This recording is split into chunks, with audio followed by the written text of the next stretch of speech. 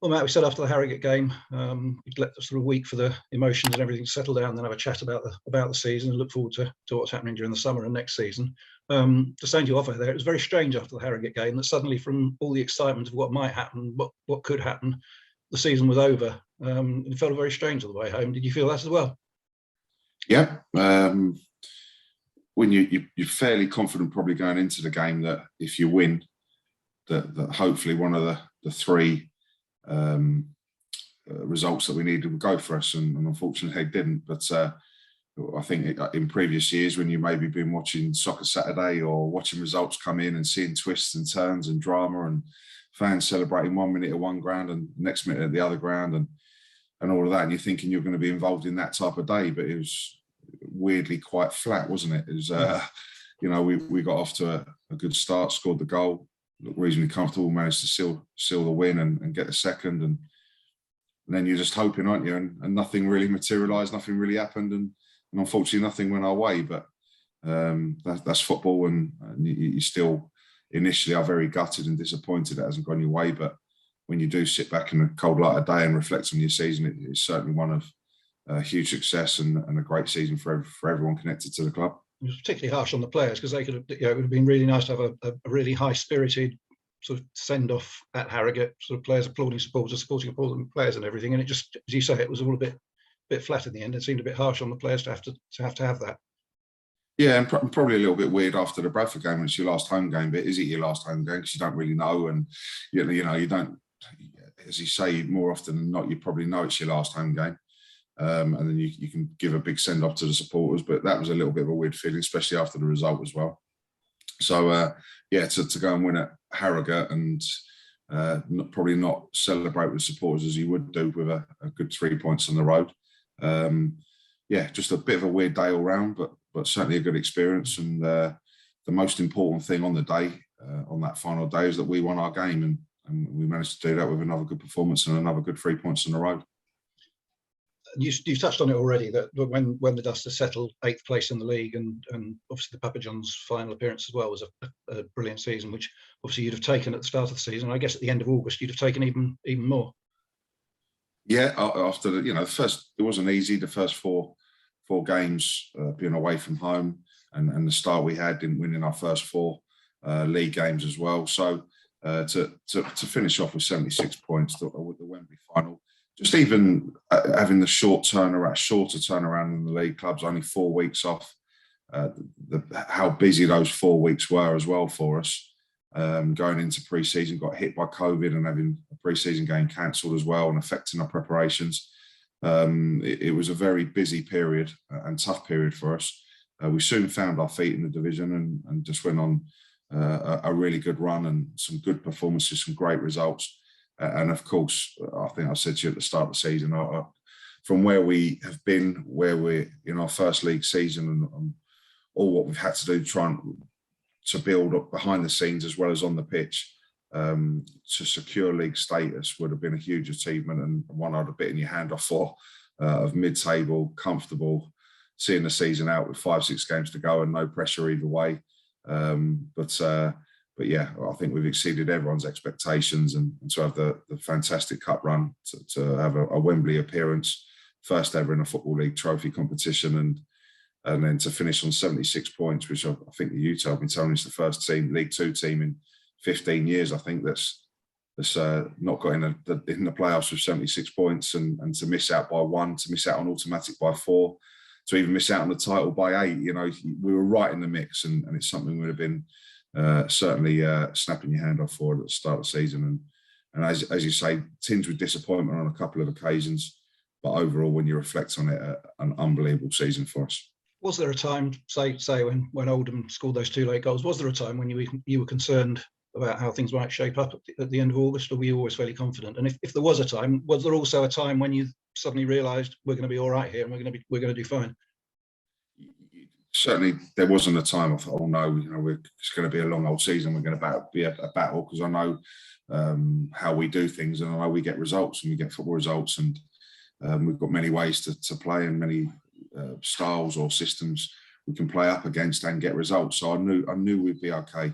I knew you just need that first win of the season. And once we got that, we were away, and that first win came in the Papa John's, which proved to be a great competition for us. And we beat Palace under 23s at home, and then we never really looked back since. And then, yeah, pretty soon after that, then I soon realised, even in September really, that we weren't really going to be looking behind us, and just how far up the table can we go.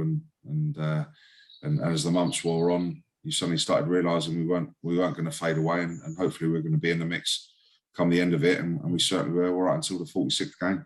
How did you find League Two compared with what you were expecting? The clubs that we played. Well, I've experienced working in it before, so it wasn't a shock to me going into it. But I feel a lot of people have asked me, do you feel there's a difference between National League and League Two? And I really do. I really do feel there's a difference. The statures of the clubs consistently, the fan base, the infrastructure, the budgets. So it feels, you've got your Stockports or your Wrexhams in the National League who will easily come up if Wrexham did go and win the playoffs. But obviously we know Stockport are joining us. But those types of clubs coming up from the National League can easily compete in League Two and will rightly be up the top end with the fan base, the budget, the size of the club that they are. But that's not the case for us. And for us, it felt like when we could play one of those big boys in the National League last year, we could certainly hold our own. Of course we did. We went and won the league. But no disrespect to maybe some of the three-quarter part-time teams or the teams with smaller fan bases and budgets than us, that we felt that we were on it, that we could get the result and get an early lead and be comfortable at half-time and see the second half out. I certainly don't feel that that's the case in League Two. I feel every single game, it feels like you're playing one of those big boys, and you have to be on it. And of course we can compete and we can beat them. But when you consistently have to do it Saturday, Tuesday, and throughout a 46-game season, that's when it can test you. And that's when the bigger clubs with the bigger squads and the bigger budgets can get through those periods. But unfortunately, our little period came in March, and I just felt we were hanging on a bit. We were probably hanging on a bit in between the Wigan game and the final at Wembley. And we got hit. It's the worst run of injuries that I've ever known as a manager. And I'm going to Swindon and playing Omar Bougel and Adam Lovett, who we recalled coming back, who did well, by the way, but he'd been playing for Tunbridge in the National South, and that's my midfield tour away at Swindon. It's hardly anyone on the bench. The team and the squads that we put out through that period probably ultimately cost us at least another point, if not 4, if not 5, and who knows where we'd have been. But that was probably the little period that affected our season. But then after the Wembley final and the performance that we put in there for this group of players and staff to show with the character that we've got, to come back and win 5 of the last 7, to put us right back in the mix, just goes to show again what we're all about. Now, while the league season was going along, we had the Papa John's Trophy running alongside it. I don't know what, and that was a good thing because it didn't, kept the excitement going, and also with the squad that you had, sort of 2 players for each, wanting 2 players for each position, it gave you a chance to give everybody a game. Whereas otherwise, there might have been sort of problems with players being left out for a long time. And it keeps that winning mentality going as well, and keeps you winning games and keeps you on the run. And no, it was a great competition for us, and like you said there, one we used wisely, and it helped us, especially in the early days, to rotate the squad around and give players it was really the ones who just hadn't played recently. When you look at our squad and competition for places in every spot, it was really just who was playing at the time in the league games, maybe just got freshened up by the one trying to get his shirt and just gave that player that opportunity, or players coming back from injury, it was just where we were at the time, and that allowed us to one, put out strong teams, but teams who are fighting for the shirt and trying to get in the league team as well, and we managed to just keep winning that competition, and it was something that we certainly treated very strongly at the start of the season, and proved to be valuable for that. And when did you think in that competition, hang on, if we could end up at Wembley here if we do the right things? Was there a moment when you suddenly thought this could happen? Well, initially the group games, and it was a good group for us as well, wasn't it? Portsmouth away and obviously Wimbledon at home and Crystal Palace are 3 great games for us. So first and foremost, it was trying to get out the group. But I think one of the biggest things for us as well, and especially with the amount of money we've had to spend on and off the pitch, really, but the floodlights and pitches, not all what we know we've had to do off the pitch. The prize money was vital for us as well. So 10 grand a win in the group. So there's 30 grand from winning the group, and then the prize money soon got going. And I think suddenly you win that first knockout game, and then suddenly you find yourself quarter final, hold on, semi final. And now the reality is coming true that you could actually play out Wembley again, which was massive for everybody. And I think it was the week after the final, one of the pundits on one of the programmes said they thought that the Papa John's had been a distraction for us.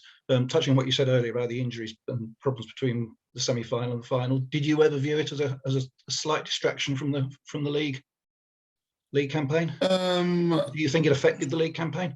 Yeah, I do, because the Wigan game and the lead up to Wembley and missing those games at that time didn't help us. And I believe we'd have picked at least a point up, if not a few more, in that March period, if we'd have had everyone fit and available and even strength and quality coming off the bench. But we didn't.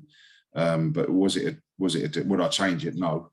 That's what I was going to say next. Was it, for all that, was it a welcome distraction? Yeah, it's a welcome distraction, but I think it's just what we've. I wouldn't change it, and I wouldn't. I'll be certainly trying to do it again next year. That's for sure. I'm not going to be one of these. I will just go out to Papa John's and let's just get out of that as quick as you possibly can. No, because we need the prize money again, and I want to manage at Wembley again. This time I want to win it. So I'll be treating it no differently next year. But I think probably what it did was highlight our deficiencies and maybe our little bit of weaknesses in terms of the season catching us up a busy period. But I think I knew that in pre-season.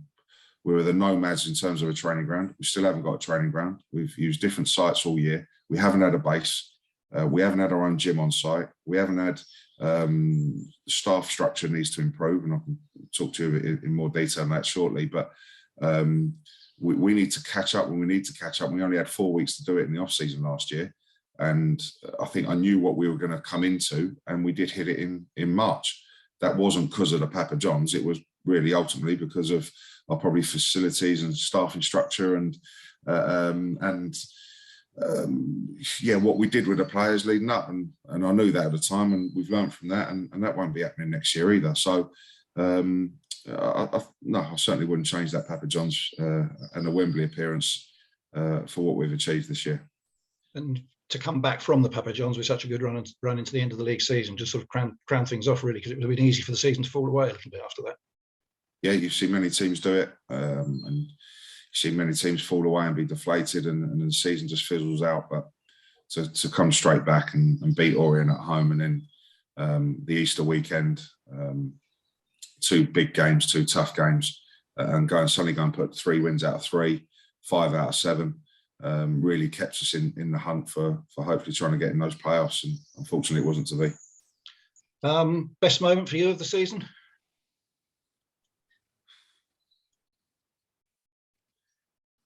Well, that's a tough one, Tony. Actually, you put me on the spot there, didn't you? You didn't worry about that one. No, it's fine.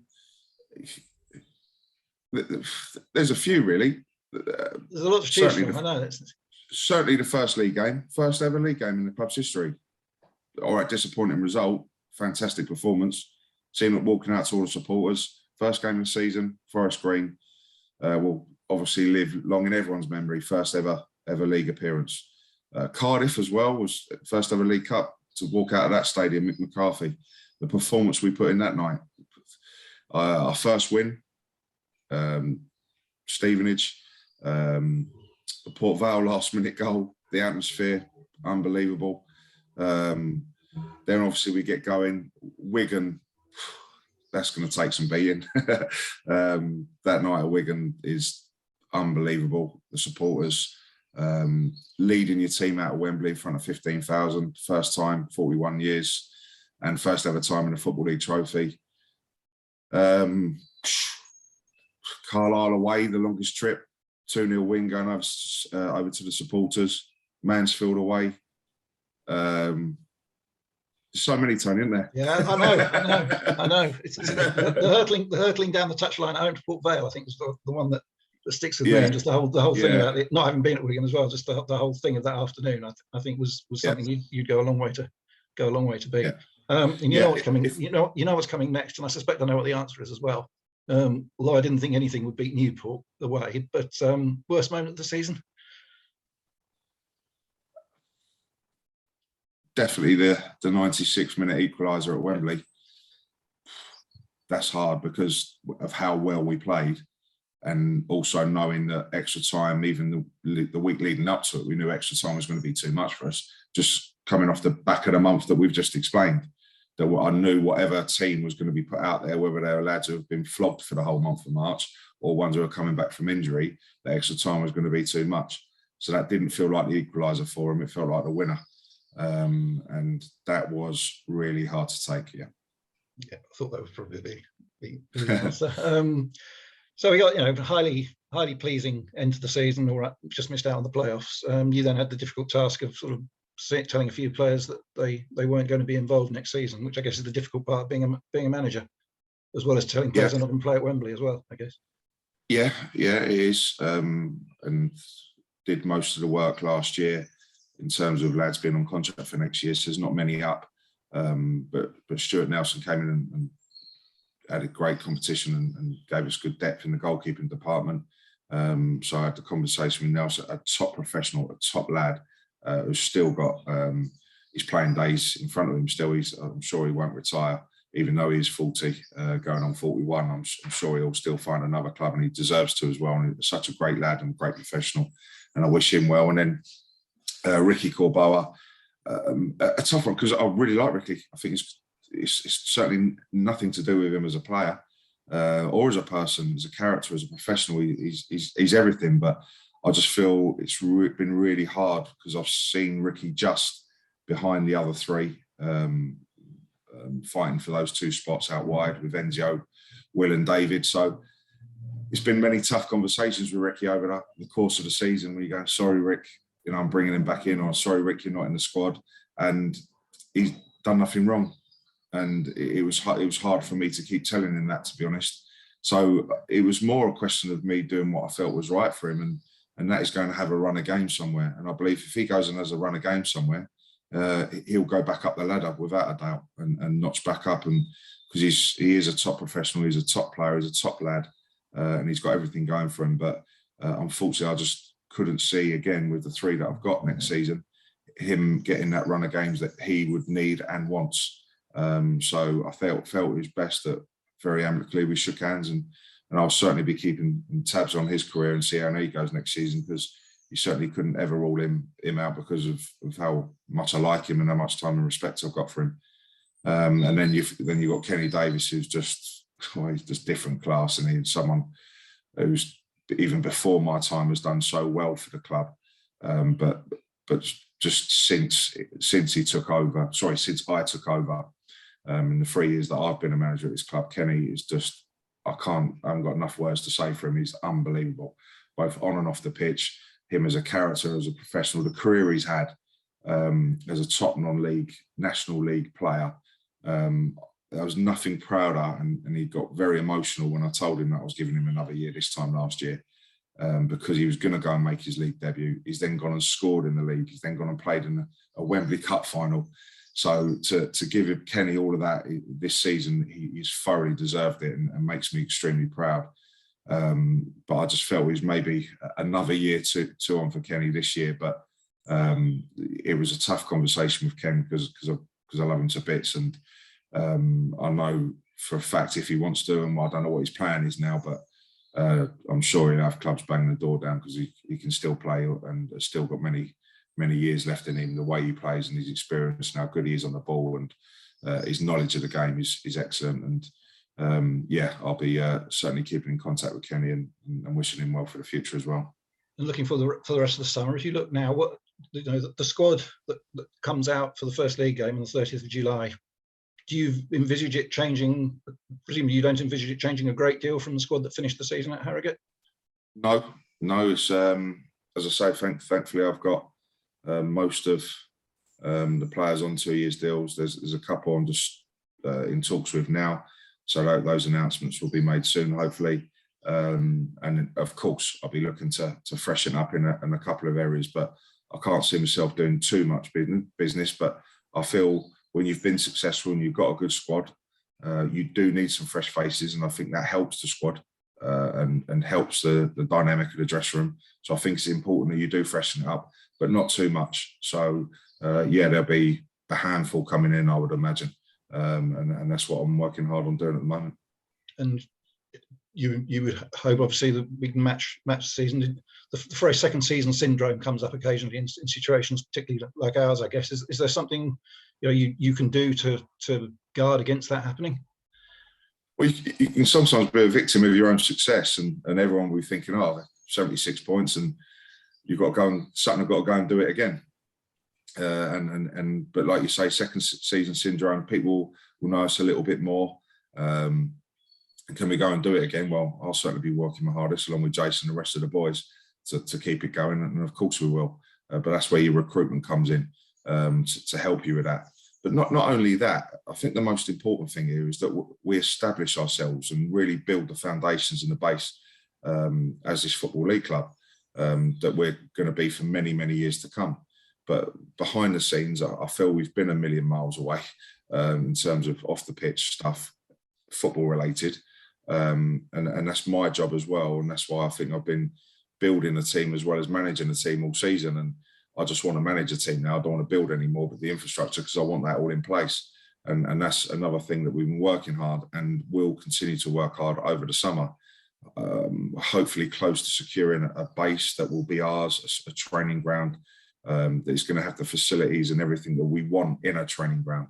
We haven't got that yet. That's not been confirmed, and hopefully I can get that over the line in the next week or two with Aid's help and other people's help. But that is so important. The training ground, the base, that's where you are 90% of the week. And we haven't had one, and we need one badly. And then on the physio department side, Stevie Allen came in about 3-4 months after me being a manager, and what a top guy, unbelievable physio, huge experience.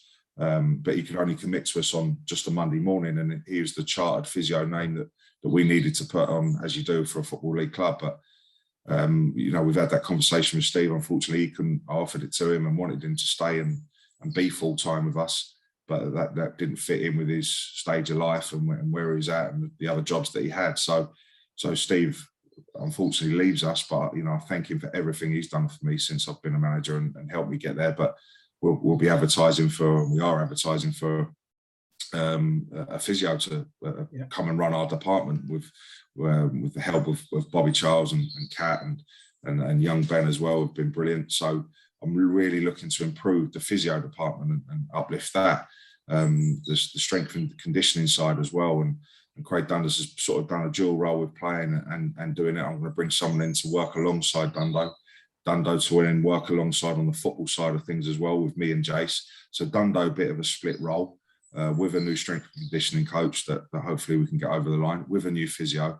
Now suddenly we're improving the staffing structure as well, and the expertise of making sure that our players are durable, resilient, and can go in the month of March and go Saturday, Tuesday for 46 games and the Papa Johns and the League Cup and FA Cup and every game that we want to play in. And we're making sure we're the fittest, strongest and robust we can possibly be, because we've certainly got the players, we've got the athleticism and the quality. We just got to make sure that they're performing at their physical best.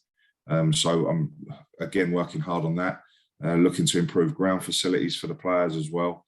So there's many things I'm doing, Tony, both on and off the pitch, but I'm looking forward to going on holiday as well. I need to recharge my batteries. So I'm trying to get everything done most of it done before I go away. And then you can go and sit on a beach and recharge yourself, manage yourself and come back fresh, strong, ready to hit the ground running again. Yeah, well, I think we should just say if anybody's watching this and is interested in that physio job you mentioned, it did go on the website this morning, and full details are on the Sutton website. And we wish you a happy holiday when it comes. Try and get away and enjoy the rest of the summer. Thanks very much for the chats today and all the way through the season. And we'll catch up, keep people updated during the close season with player news, and catch up with you when pre-season starts. It won't be long. No, thanks a lot, Tony. Speak to you soon. Cheers, Matt. Bye. Cheers, mate. Bye.